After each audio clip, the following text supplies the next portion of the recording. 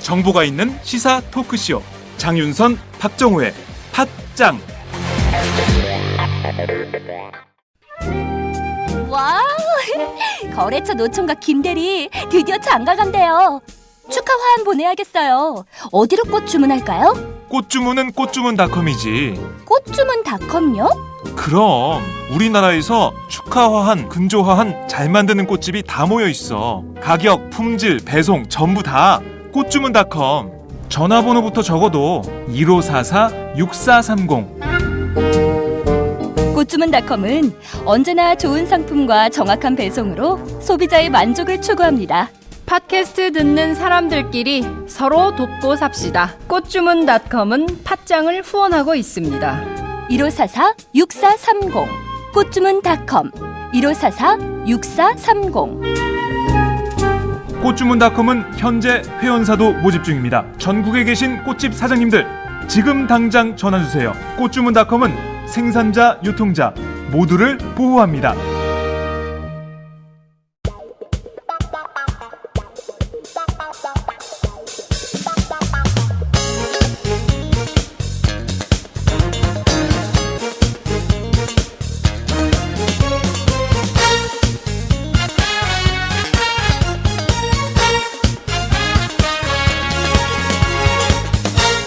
김종철의 비언프 비즈니스 언프렌들리. 뉴스 김종철 경제부장님 나오셨습니다. 어서 오세요. 네, 안녕하세요. 네, 잘 지내셨습니까? 네, 네, 잘 지냈습니다. 김종철 부장님에는 늘 이렇게 저희가 PPL을 할 수 있기 때문에 다양한 상품들이 테이블 위에 올라와 있어요. 네. 마카산삼 녹용, 지난주 별 차이 없는데. 꽃주문닷컴. 꽃주문닷컴. 네. 여러분들 많이 이용해 주시기 바라고요. 팟짱을 응원하는 민주 사장님들 계십니다. 꽃주문닷컴, 마카산삼, 그리고 또 있죠. 풍무 양꼬치. 네.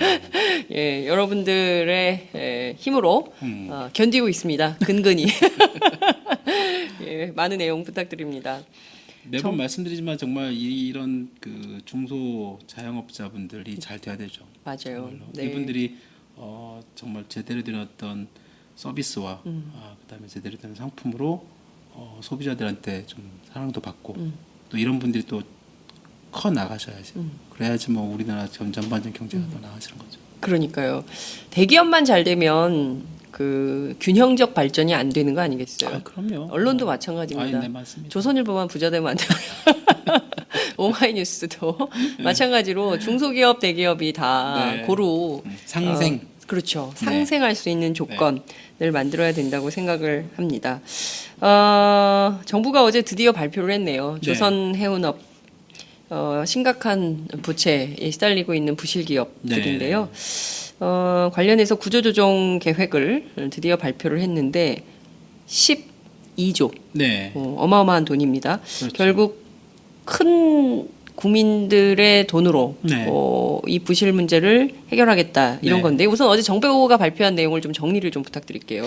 뭐 그동안에 저희 이 코너에서 꾸준히 이렇게 제기됐던 그런 문제점들 얘기들이 어제 정부의 그런 발표를 보면서 그냥 그대로 또 고스란히 드러나지 않았나라는 생각이 좀 들고요. 네. 말씀하신 것처럼 기본적으로 핵심은 이겁니다. 뭐 아까 12조 원 말씀을 하셨지만 네. 결국은 이 12조 원이 누구 돈이냐라는 거죠. 그래서 국민의 돈으로 결국은 부실 대기업에 그 돈을 대주고 네. 그리고 또 그 돈을 일정 부분 또 기간을 갖다가 사실상 연명하는 거죠. 연장을 하는 것이고 그렇다고 해서 그 기업들이 정말 다시 또 살아나거나 다시 어떻게 예전에 그런 그 좀 좋은 기업으로 네. 내지는 좀 탄탄한 어떤 경쟁력을 갖춘 기업으로 되살아날지는 아무도 지금 모르는 거죠. 일단은 지금 현재가 굉장히 어려우니까 네. 일단은 국민의 세금을 내지는 혈세를 투입을 해서 일단은 좀 연명을 해보자라는 것이 어제 발표의 핵심이었고요.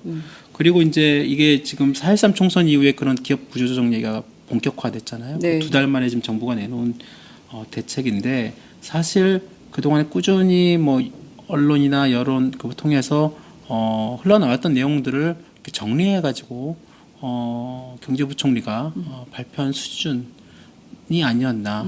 물론 종합 세트죠. 뭐 정부의 뭐 부실 관련된 어떤 뭐 자본 확충 계획, 그다음에 조선해운사의 어떤 여러 가지 자구 계획안, 그다음에 뭐 산업은행 포함해가지고 국책은행의 향후의 어떤 고통 분담, 그다음에 일부 이제 그 향후에 일어날지도 모르는 그런 실업대책 일부까지 포함을 해서 전반적으로 이렇게 세트 정리해가지고 공무원들이 그런 거 되게 잘해요. 그래요? 정리해서 세트를 만들어서 딱 보여주는 그런 것들, 그런 정도 인식을 받았습니다. 그러니까 총평하자면 지금 김종철 부장님이 총평을 들어보면 그동안 언론에서 지적된 것들을 하나로 정리한 것에 불과하다. 결국 돈은 국민 돈으로. 그렇죠. 1997년 IMF 당시에도 공적 자금이라는 이름으로 국민 세금이 대거 그렇죠. 투입돼서 부실 기업들 도와줬는데 네. 이번에도 방법은 같다. 네.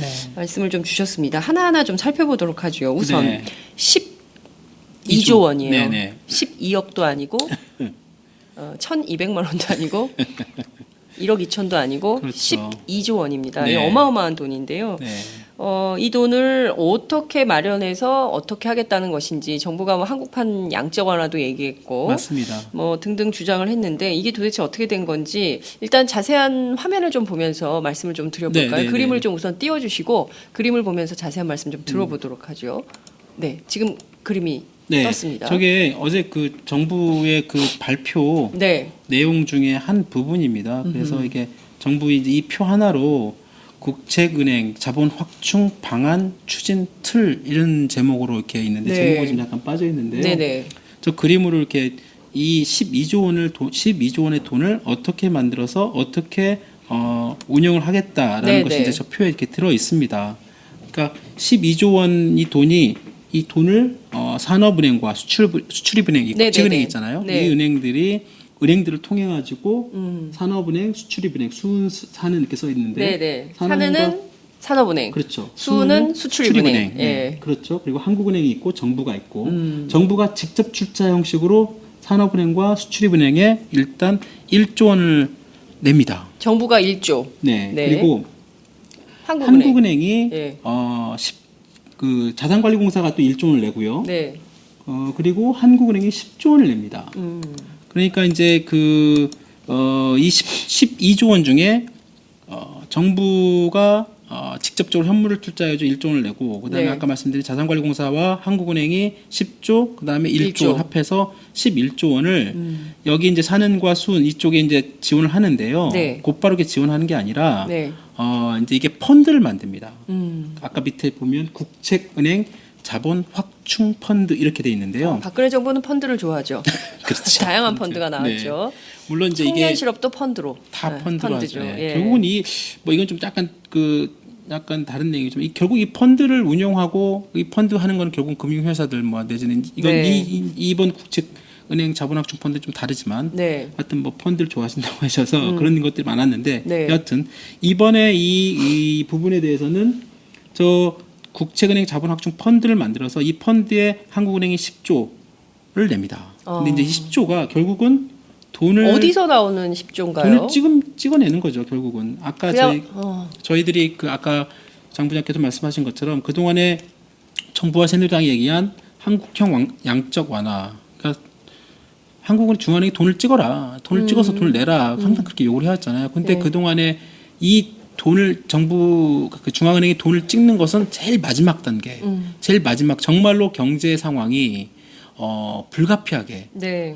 왜냐하면 이 돈을 찍어낸다는 얘기는 결국은 통화량을 급격하게 시중에 푼다는 얘기거든요. 통화량이 급격하게 증가한다는 얘기는 결국은 물가 상승이 네. 엄청나게 이를 가능성이 있고 네. 저희들 항상 얘기했던 통화량이 많아지면 또 금리가 떨어지고 그러면 결국은 네. 국민들이 결국은 그거 다 부담을 안게 됩니다. 네. 그러니까 통화량을 증가시킨다는 건 굉장히 그 통화 정책에서 가장 후순위, 가장 맨 마지막에 쓰는 정책인데 네, 네. 일단은 정부와 새누리당 이번에 발표하는 걸 보면 10조 원을 한국은행이 돈을 찍어서 그 펀드를 만듭니다. 그 대신 이제 그 예전에는 정부에서 그냥 10조 찍어가지고 곧바로 지원해라 그런 방식이었는데 이주열 한은총재가 그동안에 저희들이 얘기했던 것처럼 그렇게는 할 수는 없고 그렇게 하면 하는 법에도 위배가 되고 하기 때문에 과거에 했던 방식에 유사하게 별도의 펀드를 만들어서 그 안에서 필요한 자금을 빼다 쓰고 그것도 결국은 이제 그 펀드도 결국은 한국은행이 대출 방식으로 네네. 돈을 빌려주는 방식으로 하겠다. 그래서 나중에 한국은행 입장에서는 지금 결국은 돈을 찍어내지만 네네. 결국은 나중에라도 그 돈을 회수할 수 있는 방안을 만들겠다고 해서 이번에 이제 약간의 이제 절충해서 네네. 나온 게 이제 펀드인데요. 네. 그게 좀 말이 펀드지만 결국은 한국은행이 돈을 찍어내는 발권력을 네. 동원해서 이번에 하는 건 맞는 거죠. 그렇군요. 다시 한번 그림을 좀 띄워놓고 설명을 좀 저희가 들어야 될 것 같은데요. 네. 말씀하신 대로 새누리당이 처음 주장했던 겁니다. 한국판 양적 완화라는 것을. 네. 그런데 결국에는 한국은행이 10조 원이라는 현물을 찍어내는 거죠. 네. 여기 찍어- 방식은 정부에서는 대출 10조 원이라고 써 있지만 대출을 어디서 대출을 받는다는 그러니까 한국은행이 건가요? 사에서 돈을 찍어서 네. 대출 방식으로 기업은행, 기은이라고 써 있죠. 네네네. 제가 이제 이따 그 밑에 말씀드리겠지만 신보는 뭡니까? 신보. 기업은행이 있고 이제 기업은행이 있고 밑에 네. 신용보증기금입니다. 아. 그러니까 이게 문제가 있는 게요. 이번에 이 방식이 약간 좀 전형적인 그 꼼수를 쓰고 있는 거예요. 꼼수다. 예. 어떤 꼼수가 숨어 있는 겁니까? 저 도표 안에. 그렇죠. 저기 보면 기은과 신보 이게 이제 전형적인 꼼수인데요. 네네.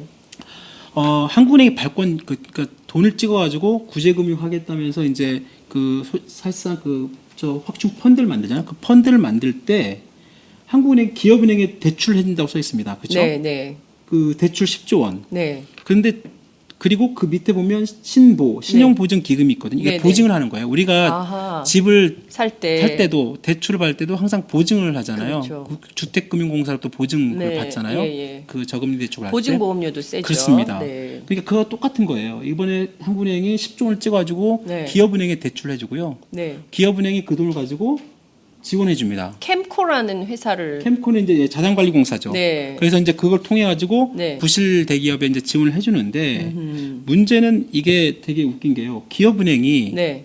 원래 이름은 중소기업은행입니다. 중소기업은행이에요. 중소기업은행. 네. 그러니까 결국은 이게 중소기업은행법이 있어요. 네. 중소기업은행법 1조가 뭐라고 되어 있냐면 네. 중소기업은행은 네. 중소기업 지원이 목적임을 딱 명확하게 써고 있습니다. 1조에. 1조에 중소기업은행법 1조에 네. 중소기업을 위해서 지원, 네, 지원을 지원하기 목적으로. 위해서 네, 네. 목적으로 쓴다. 그런데 어디를 지원하는 지금 겁니까? 부실 대기업을 부실 지원하는 대기업을 거죠. 지원하는 기업 거죠. 중소기업을 지원해야 될 돈을 네. 대기업을 쓰는 거예요. 그러니까 이게 전국의 중소기업 관계자 여러분, 자 김종철 부장의 목소리에 귀를 기울여 주시기 그러니까 바랍니다. 이게- 다시 한번 그림 띄워주세요. 말이 안 되는 거죠. 그러니까 네. 이게 전형적인 꼼수를 쓰는 측면이 강한데요. 네. 그러니까 이게 저번에 저희가 말씀드린 것처럼 곧바로 돈을 찍어서는 한국은행법에 걸리고 그렇다고 국회의 동의를 받을 수는 없고 그래서 기업은행도 국책은행이거든요. 네. 기업은행도 국책은행이니까 기업은행을 통해서 우회로 지원을 하게끔 하고 신용보증기금도 국가기관이기 때문에 네네. 신용보증기금을 그 안에 끼웁니다. 그래서 결국은 보면 중소기업은행법에 중소기업을 지원을 목적으로 설립된 은행을 통해 가지고 사실상 부실대기업을 지원을 해요. 아. 그러니까 산업은행, 수출입은행이 중소기업은 아니잖아요. 그렇죠. 그리고 대우조선, 한진해운, 뭐 삼성중공업 이런 데가 중소기업입니까? 아니잖아요. 아닙니다. 그렇죠. 네. 그러면 결국은 대기업을 포함한 기본적인 어떤 산업 전반을 포함한 여러 가지 이런 기업들을 지원하는 국책은행은 따로 있어요. 산업은행이 있고 네. 수출입은행이 있어요. 근데 그런 은행들을 네. 놔두고 그런 애 이미 부실이 빠졌으니까 네. 못하는 거고 그래서 기업은행이라는 또 다른 국책은행을 끼워 넣는 거죠. 그 사이에. 그래서 정말로 어떻게 보면 정부의 어떤 잘못을 지원받아 할 처지 이런 산업과 그러니까 산업은행과 수출입은행이 이쪽인데 네. 결국 중소기업은행이라는 새로운 어떤 국책은행을 끼워가지고 네. 지원을 하고 만약에 이제 이러다가 중소기업은행 부실에 빠지면 어떻게 할 거예요? 그럼 또 딴 소기업 은행이 있습니까? 참 이게 결국은- 아니 저 도표 속에 상당히 숨어 있는 꼼수가 많아서 여러분들 이 도표를 잘 정부 발표 도표인데요. 이거를 잘 보셔야 될 것 같은데요. 네. 우선 그냥 언뜻 드는 상식적인 질문은 뭐 어차피 양적 완화 하겠다고 했으니까 네. 한국은행이 수출입은행이나 산업은행에 그냥 직접 투자, 네. 직접 지원을 하지 왜 기업은행을 동원해서 중소기업은행을 동원해서 자산관리공사를 통해서 그것도 펀드라는 펀드를 걸 만들어서 네. 하느냐, 우회 지원을 하느냐. 결국엔 이거 국민들을 어렵게, 복잡하게, 네. 구조를 아주 복잡하게. 그러니까 롯데에 갑자기 저걸 보니까 롯데 회로가 생각이 나요. 네. 순환 출자 구조의 그 복잡한, 예? 정말 그 아주 심각했던 그게 갑자기 생각이 나는데 복잡하게 만들어서 국민들이 헷갈리게 하는 거 아닙니까? 그런 측면도 있고요. 네. 특히 어떻게 보면 나름대로 정부는 되게 단순하다고 얘기를 하지만 네. 저걸 설명하는 과정에서 보면 저거 좀 말이 안 되는 거죠. 그리고 한국은행이 산업은행과 수출입은행을 직접적으로 지원을 할 수 있는 어떤 방법도 없습니다. 아하. 그리고 아까 저희가 말씀드린 것처럼 발권력을 찍을 것을 곧바로 지원하려면 하는 법을 법을 바꿔야 돼요. 하는 법을. 네. 그러니까 이제 국회 동의를 받아야 되니까 그건 안 되고 여당이 입장에 보면 국회가 여소야 되기 때문에 안 되는 해줄 리 거죠. 없다. 그렇죠. 그렇게 하고 그렇다고 또 정부가 그 막대한 돈을 다 투입할 수는 없고 네. 돈이 없고 그리고 그게 다 빚으로 돌아오니까 결국은 정부의 재정 상황 여러 가지 빚 이런 것들을 감안해서 한국은행을 계속 압박을 한 거죠. 야 너네가 돈 찍어서 그냥 뿌려 내 이렇게 하는 건데 한국은행에서는 이주열 총재는 항상 아니 이 양적 완화 이 돈을 찍는 건 이렇게 맨 마지막에 쓸 수 있는 것이고 지금 하는 법상에서 할 수 있는 방법이 없는데 왜 자꾸 네. 이렇게 하라고 하느냐라는 하다 보니까 저런 꼼수가 나온 거예요. 네. 기업은행이라는 어떤 중소기업을 지원을 해야 될 은행을 중간에 섞여서 네. 하느는 돈 찍어가지고 기본적으로 은행에 돈을 풀 수는 있으니까요. 네. 근데 하여튼 그것도 좀 문제지만 네. 그렇게 돈을 찍어가지고 기업은행이라는 기업을 지원해야 될 목적으로 생기는 그 기업은행, 국책은행을 에다가 돈을 줍니다. 그럼 그 기업은행은 그 펀드에 네. 돈을 투자해서 그 펀드에서 이제 돈을 빼가는 거죠. 산업은행과 수출입은행이. 그렇군요. 그리고 그 과정에서 보증을 신용보증기금이라는 국제기관을 끼워 넣는 거죠. 자, 이게 어떤 생각이 좀 드냐면요. 정부가 그림을 만들기 위해서 다 하나씩 간판들을 세워가지고 그렇죠. 그럴싸한 모습을 만들고 있는데 어찌 보자면 하나하나 꼼꼼히 따져보면 허술하기 짝이 없는 뭐 이런 상황이라고 볼 수 있을 것 같은데요. 그림 한번 다시 띄워주세요. 네. 그 보면 국책은행 자본확충 펀드를 네. 정부가 설명하기로 금융시장의 안전판이라고 해석을 하고 있는데 네. 실제로 금융시장의 안전판이라고 볼 수 있는 요소가 있는 겁니까? 정부 입장에서는 네. 이제 자칫 지금 현재 산업은행과 수출입은행에 묶여 있는 지금 대기업들, 조선해운사에 묶여 있는 돈들이 네네. 지금 일단 부실 규모가 크고 또 그 산업은행과 수출입은행이 주채권 은행이고 네. 국책은행이고 그렇게 묶여 있지만 이 조선해운사의 기타 다른 시중은행들도 돈이 묶여 있거든요. 네. 그러니까 일단 이 조선해운사들이 망하면 산업은행과 수출입은행 등 국책은행뿐만 아니라 네. 다른 시중은행들도 굉장히 연쇄 부실될 가능성이 큰 거죠. 네. 그래서 그 정부가 말하는 금융 안전판이라는 얘기는 네. 결국은 이런 펀드를 만들어서 국책은행의 자본을 확충시켜 놓으면 네. 그런 어떤 부실 조선해운사의 건전성을 좀 키울 수 있고 네. 그걸 경쟁력을 통해서 다른 금융시장의 안전을 유지할 수 있다라는 측면에서 저런 말을 쓴 거죠. 말을 쓴 거죠. 저게 안전판이 될지 폭탄이 될지 어떻게 합니까? 안전판이 아니라 폭탄이 될 수도 있다. 그렇죠. 네. 왜냐하면 네. 지금 아까 저희가 말씀드린 것처럼 저게 기업은행이 있고 네. 그다음에 신용보증기금이라는 정부의 어떤 그런 그 기관이 껴 있잖아요. 네. 그 기업은행은 결국은 중소기업을 지원해야 될 기업은행이 네. 이번에 잘못 들어가지고 기업은행이 부실하게 되면 네. 결국 그 기업은행과 연결된 수많은 중소기업들은 제대로 된 대출을 줄도선. 받을 수도 없어요. 그렇게 되고 또 신용보증기금도 되게 재밌는 게 뭐냐면 신용보증기금의 이 속에 이 사이트를 들어가다 보면 네. 신용보증기금은 세계 최고 수준의 중소기업 종합지원기관이라고 돼 있어요. 신용보증기금도 중소기업을 지원하는 기관이에요. 아니 잠깐만요. 정부 여러분 잠깐만요. 그 지금 네. 그 부실돼서 정말 망하기 직전에 와 있는 기업들은 삼성, 현대, 한진해운 뭐 이런 데예요. 네. 그런데 그거를 전부 중소기업 지원하는 기관들을 다 끌어들여다가 동원해가는 거죠. 동원해가지고 그 동원해서 이제 지금 이용하는 거죠. 그 은행과 기관을 이용을 해서 네. 지원을 하는 어떻게 보면 정말 꼼수를 쓰는 거죠. 말이 안 되는. 그래서 결국 그러면 정부가 직접적으로 그런 어떤 지원할 때도 보증을 하면 돼요. 정부가 그런 어떤 그 빚에 대한 대출 그런 지원 보증을 하면 되는데 그것도 하기 싫어서 신용보증기금이라는 중소기업 지원을 위한 보증기관을 신용보증기금을 또 끼워요 그 안에. 결국은 그러면 나중에 문제가 되면 기업은행이나 그 다음에 신용보증기금 다 책임을 져야 돼요. 네. 그러면 정부는 이제 뒤로 빠지는 거죠. 그 과정에 네. 한국은행이 돈 대고 그러면 우리는 책임 없어라고 또 분명히 나올 가능성이 높아요. 물론 지금은 이제 아직 이렇게 하겠다는 이제 예비 단계이기 때문에 앞으로 그런 결과는 어떻게 될지 아무도 모르지만 네. 이게 결국 아주 나쁜 결과가 됐을 경우에 과연 정부는 우리가 정말 한은과 기업은행과 신용보증 걔네들이 또 이렇게 잘못한 거 아니냐라고 또 얘기 떠넘길 수도 있고 결국은 이제 하는 입장에서 보면 네. 어떻게 보면 좀 억울할 수도 있어요. 실컷 돈을 그 발권력을 동원해서 뭐 돈을 찍어낼 수밖에 없는 그런 상황에 내몰렸지만 네. 결국은 자신들이 얘기하는 어떤 대출을 통해서 나중에 대출을 해소할 수 있는 그런 펀드를 만들었다라고 그 얘기를 할 수 있죠. 네. 그런데 지금 이 도표상을 한번 보면 한국은행 입장에 보면 자기가 돈을 빌려주고 네. 또 이렇게 돌아서 보면 네. 내 돈으로 그 보증을 또 서게 되고 또 다시 또 신용보증기금과 기업이 또 은행이 부실했잖아요. 네. 그럼 또 다시 한해 또 돈을 또 집어넣고 그러니까 내가 내 돈 내고 뭐 내가 하는 거야?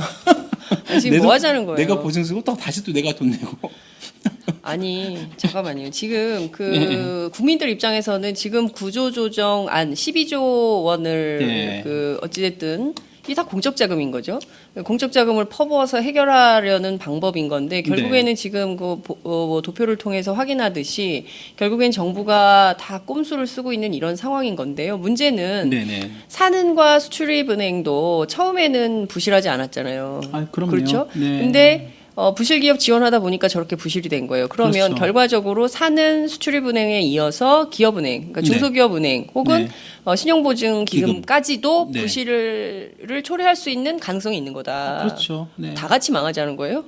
아니 왜 이래 진짜? 에? 그러니까 굉장히 이게 참 무리수죠. 아니 지금 빚더미에 앉은 나라가 네. 더 찍어. 폭망. 네. 이런 거예요, 뭐예요? 이렇게 무책임하게 해도 되는 건지 모르겠는데 네네. 하나하나 더 짚어보도록 하죠. 우선 중소기업은행은 하라면 하는 겁니까? 국책은행이니까요. 산업은행. 산업은행과 수출입은행 마찬가지로 기업은행도 국책은행이니까 정부가 갖고 있는 정부가 대주주인 은행이니까 하라면 하는 거죠. 쉽게 말하면 진짜 까라면 까라는 식으로 전형적인 어떤 그런 입장에 있는 거죠. 기업은행도. 정말 그러니까 중소기업은행 입장에서는 지금 사실 이번 부실 과정을 놓고 보면 네.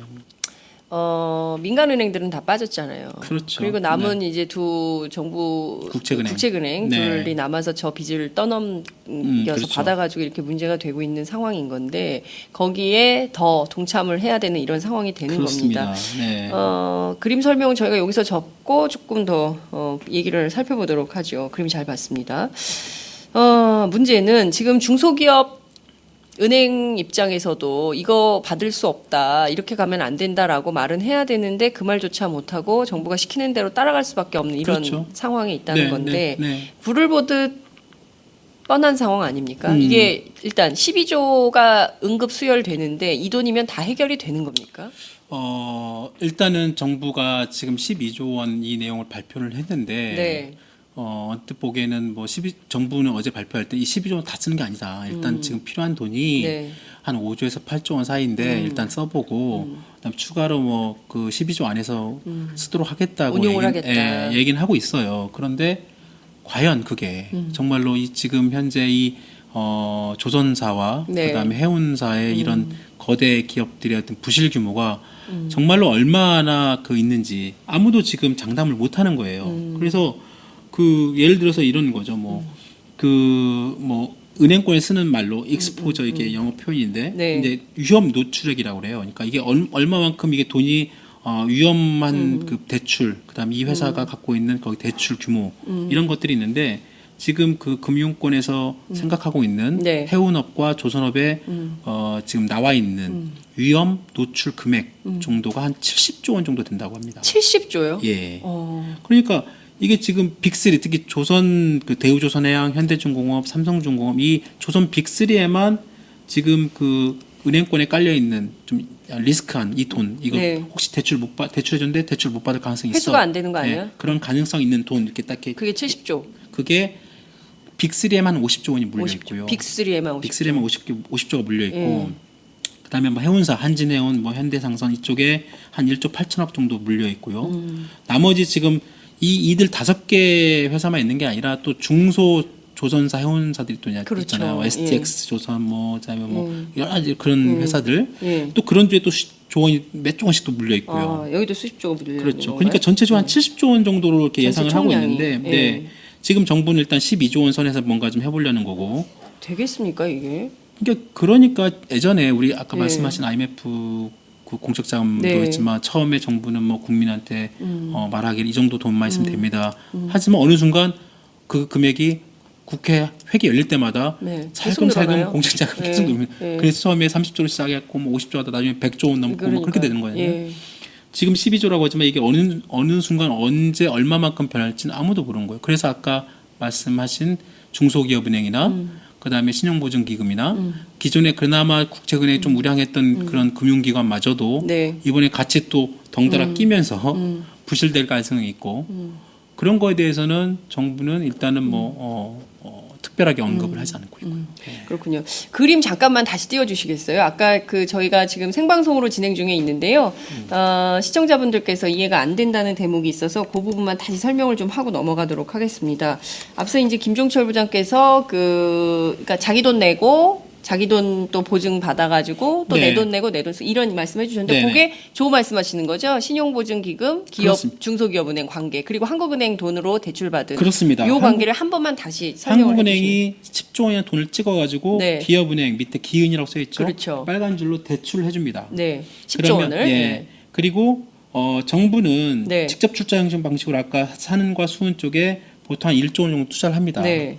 그리고 그 앞에 이제 그 신용보증기금이 지급보증을 씁니다. 네. 기업은행이 받은 10조 원, 한국은행에서 받은 10조 원을 가지고 옆에 국책은행 자본확충펀드 이걸 만드는데요. 그렇죠. 이 10조 원을 가지고 이 펀드를 만들 때 신용보증기금이 지급보증을 쓰는 거죠. 쉽게 말하면 우리가 아까 말씀드린 것처럼 네. 집을 살 때나 뭐 할 때 네. 금융공사로부터 지급보증. 네. 쉽게 말하면 제가 파산돼 가지고 그 돈을 못 갚거나 할 때는 그 보증, 그렇죠. 보증기관이 돈을 갚아주는 방식이잖아요. 그렇죠. 예. 똑같습니다. 그러니까 기업은행이 10조 원을 만들어가지고 펀드를 만들 때 이걸 통해서 운영이 되지만 자칫 이게 부실되면 신용보증금이 그 지급보증을 쓰는 거죠. 네.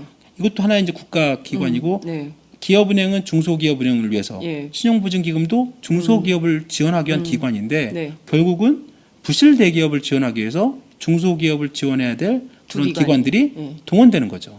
그러니까 그렇죠. 자, 여러분 이게 바로 내 돈을 또 내고 또 보증서고 그렇죠. 또 다시 이 과정에서 한국은행은 돈을 내는 거죠. 예. 그러니까 한국은행이 낸 돈을 가지고 예.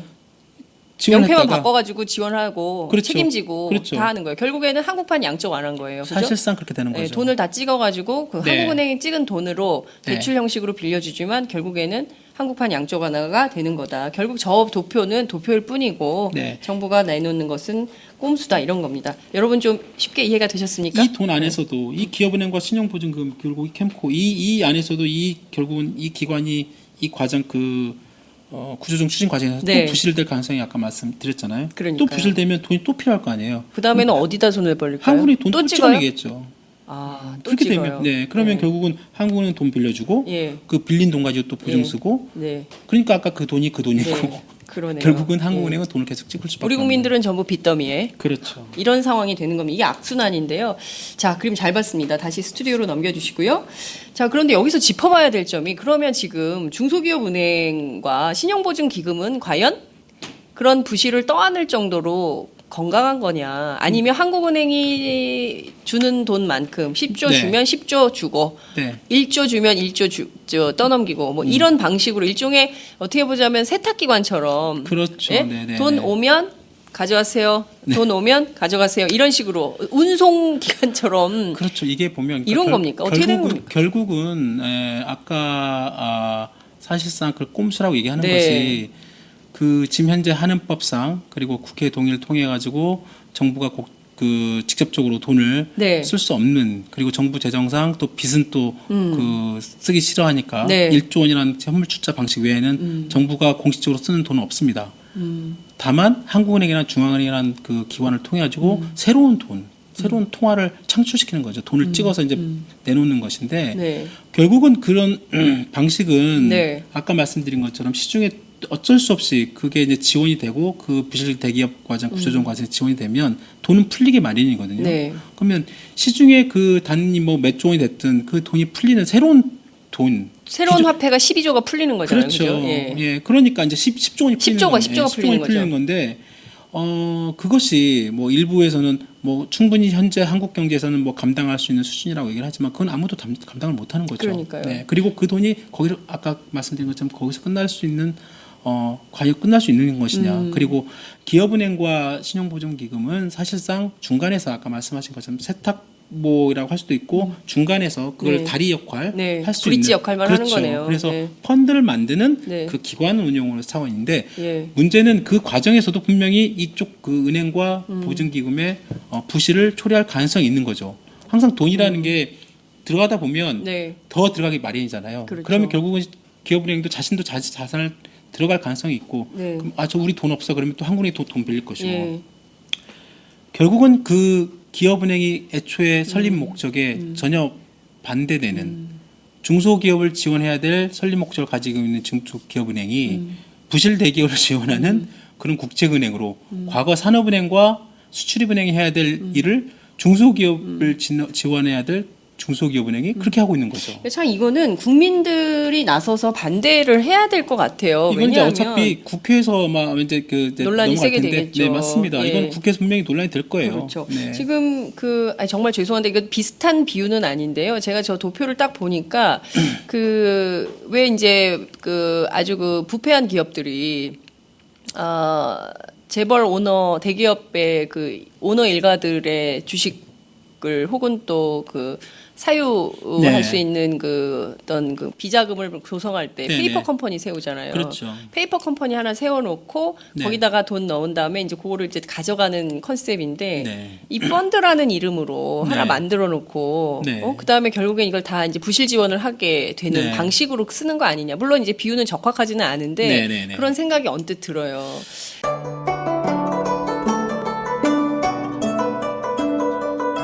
안녕하십니까. 저는 정도전을 15년 전에 최초로 소설로 썼던 작가 임종일입니다. 사실 정도전을 소설로 쓰는 데만 10년이 걸렸는데 그 시절 무명의 고달픈 심신을 양꼬치와 고량주로 달래주었던 풍무 양꼬치. 풍무 양꼬치는 월드컵 4강의 기쁨도 나라골 우습게 돌아가고 분통이 터질 때도 늘 함께했던 안식처이자 사랑방이었습니다. 진짜 정의파인 주인장은 세상을 뒤집어푼 남자 정도전을 누구보다 먼저 알아보았고 그래서 제 소설 정도전은 역사의 곡이 없습니다. 풍무 양꼬치 역시 맛과 양심이 살아있습니다. 좋은 사람끼리는 꼭 만나야 합니다. 어떻습니까? 오늘 풍무 양꼬치에서 만납시다. 2호선 구로 디지털 단지역으로 오세요. 예약 문의 02809-9292 02809-9292. 팟짱 애청자라고 하시면 정성 가득 담긴 서비스도 나갑니다.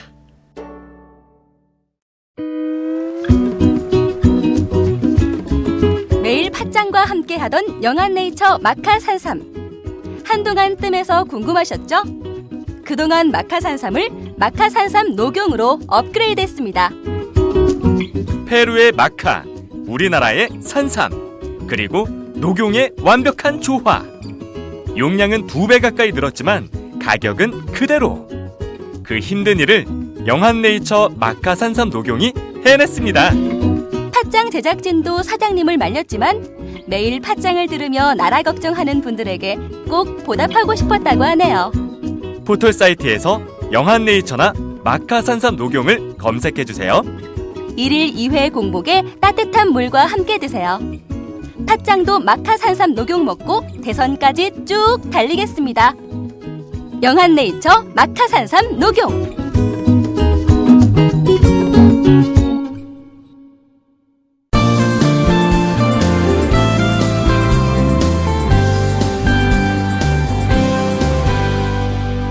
지금 여러분은 장윤선, 박정우의 팥짱을 듣고 계십니다. 문제는 정부가 이 수준에 과연 감당할 수 있는 수준인 것이냐. 그러니까 네. 문제는 지금 해운 조선업 문제가 아니라 전산업 분야에 대해서 구조조정을 한다는 것이고 이것은 그렇죠. 다음 순서는 뭐 다 철강, 그 다음에 뭐 건설, 뭐 이렇게 맞습니다. 쭉쭉쭉쭉 예정이 돼 있지 않습니까? 그렇죠. 업종들이. 네. 그러면 이 12조 풀어가지고 다 해결될 수 있는 문제도 아닌 건데 이거를 그렇죠. 어떻게 감당하려고 그러나 결국에는 정부가 무리수를 심하게 두는 거 아닌가 싶은 생각도 좀 들어요. 그렇습니다. 결국은 뭐 아까 말씀하신 것처럼 이게 조선이 지금 산업구조조정이라는 것이 네. 지금 당장 지금 발등에 불이 떨어진 게 조선과 해운업이지 아까 말씀하신 것처럼 철강 건설 산업 전반에 걸쳐서 지금 구조조정이 진행이 되고 있고 네. 어제 임종용 금융위원장도 지금 개별 기업의 자구 계획 네. 자기 스스로 여러 가지 이번에도 뭐 대우조선해양, 삼성중공업, 뭐 현대중공업 나름대로 자구 계획안을 내놓고 뭐 임금 삭감 포함해서 뭐 인력 조정 뭐 이런 내용을 내놨잖아요.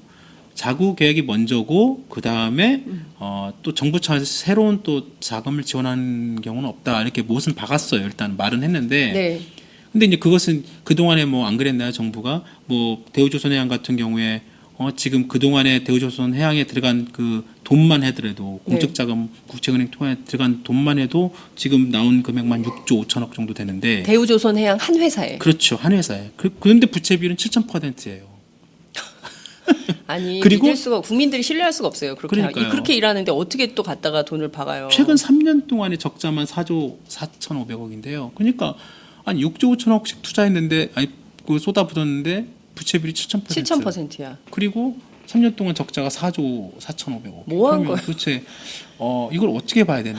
그러니까 전문가들이나 이런 사람들도 보면 답답한 거죠. 그리고 자신들이 어떤 그 뭐 전문가 함정 포함해서 정부 당국자들 뭐 네. 관리 소홀 이런 거 뭐 그동안 뭐 분식 회계 뭐 그다음 낙하산 여러 가지 문제들이 많이 네, 터져 네. 나왔잖아요. 네. 또 어제 또 그 정부 구조조정 발표 때 뭐 검찰이 본격적으로 또 네, 압수수색을 좀 압수수색하고. 들어갔고 예. 그러니까 이게 어떻게 보면 하여튼 원래 이게 이제 전후 과정에서 이 책임 문제, 부실 문제, 이 원인 규명이 명확하지 않은 상태에서 언제까지 계속 돈을 쏟아 부을 거냐 네. 이런 부분들이 굉장히 나올 수 있는 것이고 정부 입장에서 당장 이 발등에 떨어진 불부터 끄기 위해서 네. 일단 지금 소화기는 없고 일단 물부터 붓자 그래서 이제 12조 원은 그냥 일단 찬물부터 부으려고 하는데 과연 그 불이 꺼질지는 아무도 모르는 거고.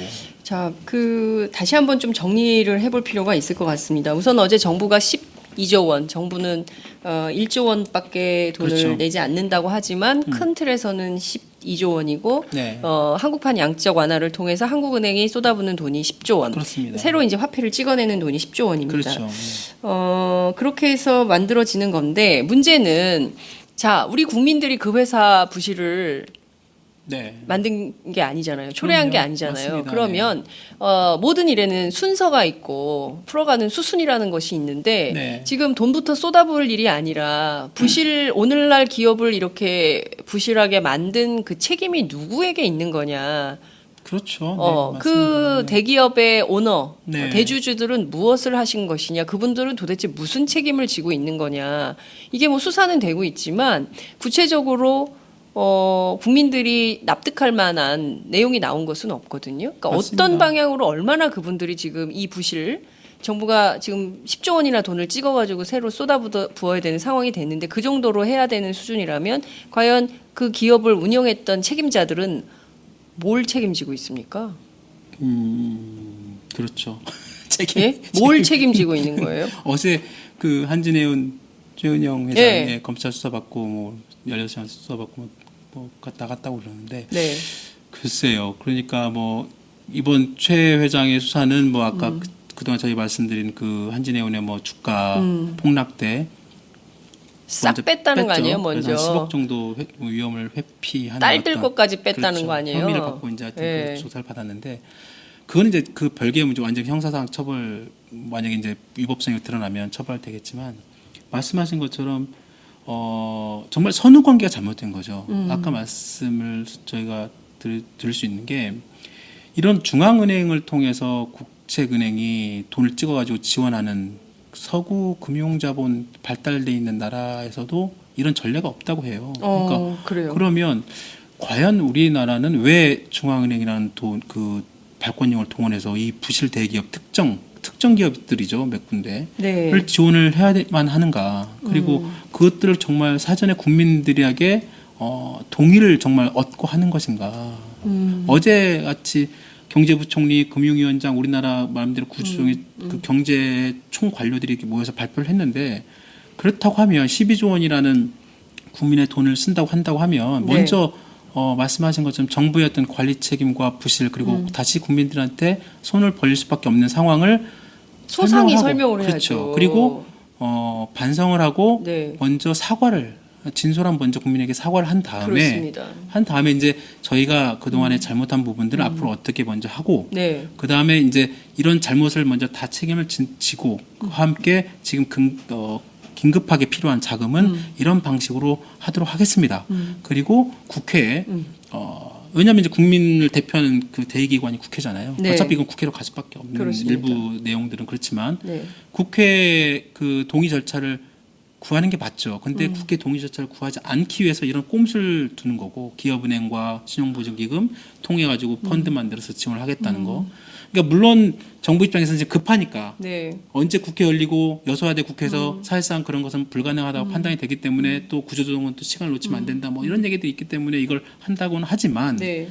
그럼에도 불구하고 어떤 일처리 과정의 선후 관계, 네. 그리고 어떤 대주주의 책임 문제, 그 특히 국채은행의 그런 관리 부실 문제. 그다음에 정부의 낙하산, 조정 뒤에서 다 했다는 거, 그런 것들에 대한 명확한 책임 소재도 안 가리고 지금 물론 정부는 하고 있다고 하지만 네. 아직 드러나는 게 없지 않습니까? 네. 그런 것들이 없는 상황에서 무작정 일단 돈이 좀 필요합니다. 돈 찍고 지원을 하겠습니다. 이렇게 발표를 해버리면 네. 정말로 이거는 좀 말이 안 되는 거죠. 네. 말씀하신 대로 국민들은 납득하기가 매우 어렵습니다. 네. 왜냐하면 매번 부실의 책임은 그 노동자들에게 맞습니다. 전가되기 네. 때문인데요. 네. 결과적으로 보면 회사는 망했지만 네. 그 오너들은 오너들은. 망하지 않잖아요. 그렇죠. 오너 일가는 건재하고 그들은 여전히 부자로 살고 그들은 행복해요. 그렇지만 그 회사에 다니면서 일했던 노동자들은 전부 쫓겨나서 그렇죠. 아무런 실업 대책도 없이 네. 최소한의 사회 안전 보장 없이 그냥 벼랑 끝에 내몰려서 하루하루, 지금도 벌써 르포가 막 나오지 않습니까? 네. 아침은 굶고 저녁은 컵라면으로 때우면서 공사판 전전하는 노동자들 얘기가 지금 나오고 있습니다. 어제 국회에서도 그분들이 증언을 하셨죠. 그러니까요. 그런 상황인데 또 세금으로 걷어가지고 모든 국민들이 부실 기업 지원을 해야 되는 것이냐. 저는 이것에 대한 사회적 합의가 없이 정부가 일방적으로 그럼요. 국회 동의 없이 일방적으로 추진하려는 이런 꼼수에 대해서 과연 우리 국민들이 그렇게 하세요. 네. 이럴 국민이 과연 몇이나 될까. 네, 맞습니다. 의심스럽습니다. 말씀하신 대로 이 그 국채은행 부실 문제, 그리고 국채은행의 부실을 초래한 정부의 책임, 이 문제도 네. 좀 짚어봐야 될 것 같은데요. 맞습니다. 어제 경향신문 네, 전 산업은행 총재 단독 인터뷰가 인터뷰. 굉장히 인상적이었습니다. 네. 홍기택 전 산업은행 총재. 그렇죠. 그 산업은행 총재 얘기로는 이미 다 판은 짜여져 있었고 네. 시키는 대로 할 수밖에 없었다라는 거고 네. 그 책임은 최경환 경제부총리다 이랬는데요. 네. 또 그건 또 아니라는 주장도 나오고 네, 있고 그렇죠. 청와대에서는 응답할 가치도 없다 이런 주장을 하고 있는데 여하튼 이 정부의 책임 문제도 좀 정리를 해야 될 것 같아요. 이게 그 어차피 지금 방식, 지금 구조조정 이 정부의 이 방식이 저희가 항상 이 코너에서 말씀을 드렸지만 과거와 같은 방식으로 해서는 안 된다라는 게 기본적인 국민들의 공감대가 있는 것 같고요. 말씀하신 것처럼 그 재벌 오너 최대 주주들의 어떤 책임 부분, 네. 조금 한순간 경영권을 내놨다, 일부 사재를 출연하고 물러난 듯 보이지만 네. 정부는 그걸로 살짝 받아서 자국에는 그걸 받아가지고 경영권 포기각서 이렇게 받아가지고 이걸로 다시 돈 지원해서 그 기업을 세탁해가지고 직원들 다 잘라내고 다시 건전한 기업이 만들어가지고 정부 갖고 있다가 매각을 합니다. 그럼 그 매각을 또 그 재벌 오너가 또 합니다. 다시 가져가는 거죠. 복귀하는 거예요. 그렇게 해서 금호그룹이 그렇게 박상구 회장이 복귀를 했고. 금호그룹이. 그렇죠. 그러니까 그런 전례들이 있어요. 그러니까 진짜 이런 부분들에 대해서 과거와 같이 결국은 국민 세금 지금 똑같이 하는 거 아니에요? 97년하고? 그렇죠. 국민 돈으로 부실 기업 세탁해 주는 거예요. 조금 기업 만들어줘서 다시 그 오너들한테 주는 것밖에 안 돼요. 그러니까 왜 우리가 그렇게 해야 돼요? 그러니까 이제 이런 방식의 그 구조조정 방식은 해서는 안 된다라는 네. 것이고 더 이상 지금 얘기 나오는 것들이 그런 그 재벌 오너의 책임 부분은 명확하게 형사든 민사든 그리고 그 사람들이 다시 경영에 복귀할 수 없는 지금 현재 뭐 제도적으로 상법상이든 민법상이든 어떤 제도적으로 다시는 어떤 복귀할 수 없는 그런 방안을 찾아야 되는 게 하나 있고 그 다음에 이제 정부의 어떤 그런 관치 부분 아까 네. 그 홍기택 전 산업총장의 인터뷰 내용도 있지만 이미 그 서별관 회의라는 청와대 네. 서별관 회의라는 거기 가면 그 사람들 홍기택 총재도 좀 무책임하죠. 당신이 거기서 제대로 목소리 못 내고 그러니까 그대로 받아와서 그대로 해놓고 이제 와서 자기는 이제 자기 전님이고 딴 데로 갔잖아요. 또. 이제 와서 이제 영전했더구만. 네. 그렇죠. 그러니까 물론 그분의 말이 일정 네. 부분 진실일 가능성이 굉장히 높습니다. 그동안에 정부가 해온 여러 가지 국회의원들도 다 그렇게 보더라고요. 그렇죠. 네. 진실일 가능성이 있지만 그 사람의 말이 그 증언이 진실일 가능성이 있지만 그렇다고 해서 그분의 어떤 그 당시의 책임이나 그 당시에 어떤 그분 그 산업의 총재로서 했던 자기 역할을 제대로 했다고 또 면피되는 건 아니거든요. 그렇습니다. 면책되지 않죠. 그렇죠. 예. 그러니까 자기도 책임이거든요. 그러니까 나는 뭐 이미 거기 다 써져 있고 우리는 뭐 할 수 있는 게 없었고 뭐 이미 다 뭐 얼마 지원해라고 다 찍혀서 내려온 상태에서는 할 수밖에 없었다는 식으로 얘기하는 것은 일정한 무책임할 수도 있고 그렇습니다. 그럼에도 불구하고 그런 어떤 청와대 정부의 관치가 여전히 그리고 이번에도 똑같이 진행이 되고 있다는 것이고 그나마 어제 이제 발표한 게 그런 서별관 회의에 여러 가지 그런 관치에 대한 비판이 있으니까 정부가 앞으로 이런 어떤 컨트롤 타워를 좀 투명하게 운영하겠다는 발표를 했는데 네. 그것도 이제 와서 뭐 이게 다 여태 터지고 서별관회의 해놓고 그렇죠. 이제 와서 그렇죠. 네? 그러니까 그것도 이제 어떻게 될지 예. 모르고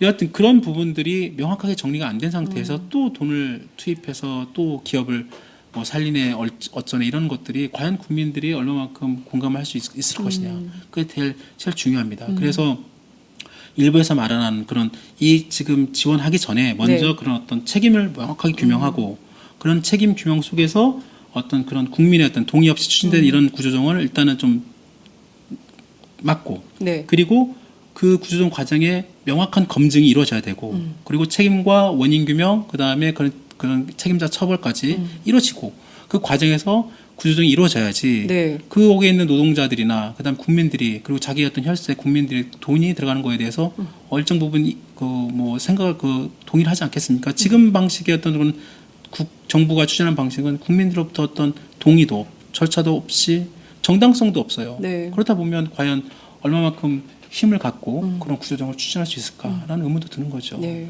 말씀하신 대로 지금 상황이 매우 심각합니다. 그러니까 저희가 네. 이제 구조조정 이슈를 짚어드린 게 지난 4.13 총선 직후부터 네. 정말 매주 저희가 구조조정 이슈를 김종철 부장님과 함께 짚어드렸는데요. 지금 결정판이 이제 어제 나온 거죠. 네. 정부 발표로 확인이 된 건데 결국에는 한국판 양적 완화 새누리당이 주장했던 바대로 돈을 더 찍어서 지금 해결하겠다라는 건데 그 양으로 해결될지도 그렇죠. 충분한지 불충분한지 이제 과거의 전례를 보면 불충분할 가능성이 높다라는 게 이제 우려가 되고 문제는 부실한 대기업들을 전부 중소기업은행과 중소기업은행 중소기업들을 지원하는 신용보증기금 이런 데서 지금 다 전면적으로 나서가지고 도와야 그렇죠. 되는 상황인 거고 네. 국회에는 동의 없이 그냥 지나가는 거죠. 동의 없이 그냥 지나가 버리고 이제 이런 꼼수를 펼치는 건데요. 이 과정에서 가장 큰 피해자는 역시 노동자들, 비정규직 그렇습니다. 노동자들의 문제입니다. 벌써 그 통영 그리고 거제, 창원 이 일대 울산 이 일대에 3 내지 5만 명의 대량 실업 네, 그렇죠. 이 예고된 상황입니다. 어제 보니까 이제 어제 노동자들이 벌써 올라왔어요. 네네네. 상경 시위 하고 있고 경우에 따라서는 87년 789 노동자 대투쟁과 같은 방식으로 네. 이대로는 못 살겠다라는 노동자들의 요구가 거세질 가능성도 있다 이렇게 볼 수 있을 것 같은데요. 지금 그 출구 없는 방향으로 정부가 지금 그렇죠. 질주하는 거 아닌가 싶은 네, 생각도 좀 맞습니다. 들어요. 어차피 이제 실업 이게- 대책 하나도 없이. 네, 실업 대책도 일부 어제 나오긴 했습니다만 그것이 정말로 지금 현재 추진되고 있는 구조조정 과정에서 얼마만큼 아까 말씀하신 3만에서 5만, 많게는 뭐 6만, 7만, 8만 이렇게 나오는데요. 그분들을 과연 지금 현재 우리 한국 사회 안전망이 부실한 상황에서 일부 뭐 고용 그 기금 내지는 뭐 안정 그 뭐 대책 네. 그 돈을 좀 몇 푼 더 한두 달 더 지어준다고 해서 그분들이 과연 얼마만큼 물론 안 되죠. 할 수 있느냐. 예. 전혀 그렇지 않잖아요. 그러니까 22조 원이라는 것도 아까 말씀드린 것처럼 정부는 아니 그러니까 망하는 기업들은 뭐 어떻게 모든 망하는 기업을 어떻게 다 살립니까? 네. 그러니까 망하는 기업들은 자연스럽게 시장에서 퇴출될 수 있는 방안이 어찌 맞는 거고 그리고 이 정부가 할 수 있는 것은 결국은 차라리 진짜 그렇게 발권력 동원하면 그 돈 가지고 실업 대책을 제대로 세워서 사회 안전망 제대로 만들어서 어쩔 수 없이 기업의 어떤 그 경쟁력 약화 내지는 또 그 노동자도 있잖아요. 그 일을 하다 보면 어느 정도 이렇게 그 숙련된 노동자가 필요한 부분이 있고 네. 또 일정 부분 또 그렇지 않은 왜냐하면 기술이 발달되고 이렇게 하다 보면 IT 발달하다 보면 네. 일정 부분 잉여 노동력이 분명히 그렇죠. 생기거든요. 그럼 예. 이분들을 어떻게 할 것이냐? 그러면 예. 유럽이나 이런 데서 보면 재교육 프로그램이 잘 돼 있습니다. 이런 사람들을 적극적으로 정부가 흡수해서 6개월이 됐든 1년이 됐든 별도의 재교육 프로그램을 통해 가지고 새로운 어떤 기술, 새로운 어떤 습득할 수 있는 교육 시스템이 잘 돼 있어요. 그러면 네. 그건 정부가 실업 대책을 만들어서 그런 분들한테 그런 재교육 시스템을 통해 가지고 이분들이 새로운 제2 인생을 할 수 있는 창업 지원 네. 내지는 교육 프로그램을 통해서 새로운 어떤 기술을 습득하게 하고 그 동안에는 먹고 사는 걱정 없도록 기본적으로 탄탄하게 만들어주면 이분들도 나와서 다시 자기 기술을 얻어서 새로운 직장 찾을 수 있는 거잖아요. 근데 그런 것들 전혀 없이 일부 좀 있다고 하지만 전혀 그게 도움이 안 되고 네. 있고 그러면 그런 부분들에 대해서 정부가 국민의 세금이나 국민의 돈을 들어가는 게 맞지 당장 무슨 뭐 무실 대기업이 얼마 살아날지 안 날지 모르는 돈에 막 몇 조 원씩 또 투입을 하고 예. 그 기업만 살면 그 노동자는 다 뭐 갈 수 있다고 얘기하는 그런 그렇죠. 그게 말이 안 되는 거죠. 네. 그러니까 문제는 좀 저희가 그 예각화해서 구분지어서 좀 봐야 될 것 같아요. 우선 정부가 이렇게 10조 원을 때려 박는다고 하지만 문제는 그럼에도 불구하고 지금 중국의 신흥 그 네, 조선 네, 뭐 네. 해운업에서 전부 우리 숙련공들을 빼간다는 거 아니에요. 그렇습니다. 그러면 우리는 어쨌든 그러면 조선 해운업 안 할 거예요? 그러니까 해야 되잖아요. 그렇죠. 해야 되면 그러면 이 숙련공들을 관리하는 방법으로의 시스템을 갖추고 그럼요, 맞습니다. 그리고 이 말씀하신 대로 잉여 노동력이 생겨서 이런 분들에 대해서는 정부가 실업 대책으로 차라리 직접 지원을 해줘. 그렇죠. 예? 맞습니다. 먹고 살게. 그렇죠. 그걸 안 하고 왜 부실한 대기업들한테 돈 줘가지고 그 맞아요. 사람들 좀 고용 좀 해주세요. 고용도 똑바로 안 해. 맞아요. 아우, 열받아. 다 비정규직 쓰고. 그러니까요. 네. 전부 비정규직 쓰고 하청에 네, 그렇죠. 하고. 하청, 재하청 주고. 우리 구의역 사고 난 지 얼마 되지도 않았어요. 그 예? 중간에 또 분명히 이득을 챙기는 사람들이 그럼요. 있거든요. 그리고 전부 자기들은 고액 연봉 받아. 그렇죠. 네. 그리고 이런 방식으로 했단 말이에요. 이거 하지 말라는 게 국민 여론 아닙니까? 그렇죠. 그런데 지금 숙련공은 숙련공대로 전부 중국에 놓쳐. 그렇죠. 그리고 지금 그 잉여 노동력으로 발생했다면 이분들에 대해서도 구체적인 직접적인 대책이 필요한데 직접적인 대책은 또 안 써. 네. 그리고 엉뚱하게 부실 기업을 만든 책임이 있는 기업주들한테 도로 돈을 줘. 네. 이게 뭡니까 이게? 그러니까요. 예? 정말 그 말이 안 용납할 되는 수 겁니다. 없는 네. 일입니다. 저는 그래서 이게 이제 20대 국회가 이제 원구성도를 마쳤다고 하는데요. 그렇습니다.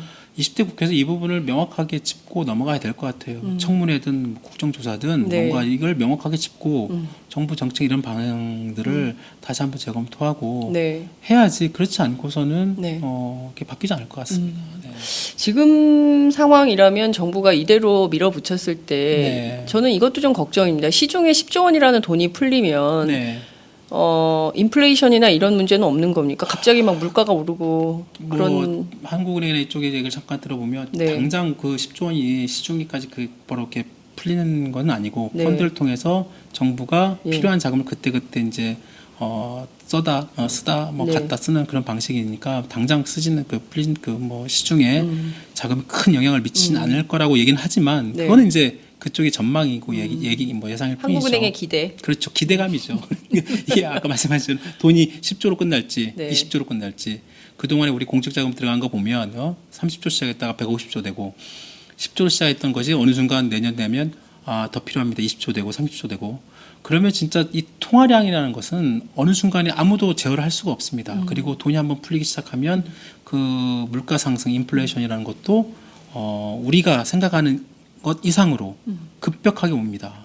돈의 가치가 그만큼 떨어지는 거죠. 그렇죠. 돈의 가치가 원화가 떨어지면 하락하는 겁니다. 그렇습니다. 돈의 가치가 떨어지면 당장 저희가 먹었던 이 5천 원짜리 커피가 커피 만원 되는 거 아니에요? 그렇죠. 왜 돈의 가치가 또 떨어지니까. 월급도 안 오르는데. 그렇죠. 월급 그대로.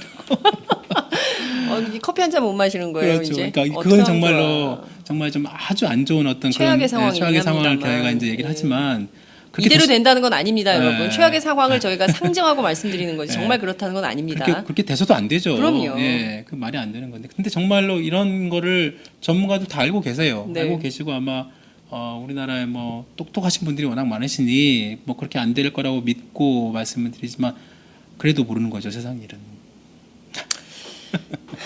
근데 정말 중요한 잘했으면 것은 좋겠습니다. 네. 중요한 것은 해운 조선만의 문제가 아니라는 것이고요. 그렇죠. 네, 맞습니다. 우리가 지금 막 그 중국은 전기차 개발해서 베이징에 이제 그 하도 스모그가 심각하니까 전기차 다 한다는 거 아니겠어요? 네, 네, 네. 미래 성장 산업 비전을 가지고 가요. 근데 우리는 이명박 정부 때부터 녹색 성장 뭐 어쩌고 얘기를 했지만 멀쩡한 강 다 파헤쳐가지고 쓸데없는 데다가 돈 쓰고 해외 자원 외교 한다 그러면서 그게 다 부실됐죠. 시추도 안 되는 거기다가 관 박아가지고 수십조 공기업들 다 부실됐잖아요. 공기업들 전부 부실하게 네. 만들고 박근혜 정부 창조 경제 한다고. 창조 경제 한다고 센터- 혁신센터는 엄청 센터만 많이 들어갔죠. 만들었어. 근데 성과가 없죠. 창조 경제가 뭔지 몰라요 아직도. 그러니까 창조적으로 다 얘기 좀 해주셨으면 좋은데 그분이 휴가 중이셔가지고 그러니까 아휴 참 이게 국민들이 나라 걱정 이제 그만하고요. 국가가 국민 걱정을 해줘야 되는데 네. 앞서 말씀하신 것처럼 홍기택 전 산업은행장처럼 무책임한 사람들 네. 사고 다치고 끝난 다음에 자기 딴 데 좋은 자리 간 다음에 나 그때 내가 그런 게 아니라 딴 사람들이 시켜서 그런 거다 이렇게 말하는 아주 무책임한 XXX? 인간들 때문에 우리가 이렇게 사는 거예요. 국민들이 이렇게 어렵게 사는 겁니다. 예? 아마 홍기택 은행장도 연봉으로 몇 억씩 받았을 거예요. 근무한 동안. 좋겠네.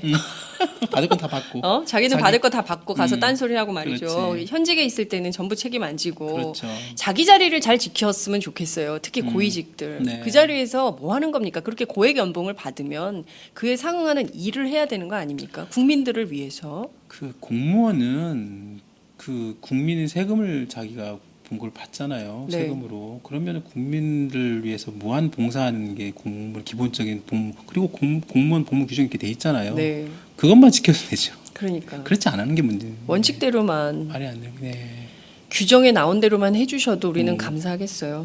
정말 이 네. 구조조정 문제 너무 심각한데요. 어찌됐든 오늘 저희가 말씀하신 내용들 정말 어디서도 들을 수 없는 내용입니다. 이런 상세한 설명을 네. 들을 수 있어서 너무 감사하고요. 저희가 아무래도 필요하다면 그 일주일에 한 번이 아니라 이 구조조정 문제는 계속해서 좀 짚어볼 수 네. 있도록 하겠습니다. 오늘 말씀 정말 잘 들었습니다. 네. 고맙습니다. 네, 감사합니다. 오늘도 오마이뉴스 10만인 클럽 후원 회원님들의 발길은 이어지고 있습니다. 국민이 속지 않고 믿을 수 있는 언론을 기대합니다. 시민을 위한 언론, 오마이뉴스가 진보 종편으로 꼭 성공하기를 빕니다. 시민들의 판단에 위한 충실한 진실 전달자가 되어주세요. 민주주의가 왜곡 후퇴하는 이 불의하고 참담한 현실이 하나하나 타개되길 소망합니다. 오마이뉴스를 믿고 응원합니다. 장윤선, 박정호의 팟짱 후원하시는 10만인 클럽 회원님들의 가입 동기입니다. 참 절박하죠? 오마이TV가 보수 정편이 외면한 진실을 생생하게 전달하겠습니다. 내 손 안에 스마트 진보 종편, 월 1만 원이면 됩니다. 지금 바로 전화주세요. 02733-5505, 내선 번호는 0번, 공용 핸드폰은 010-3270-3828입니다. 정권과 자본 앞에 할 말하는 당당한 오마이TV. 팍팍 밀어주세요!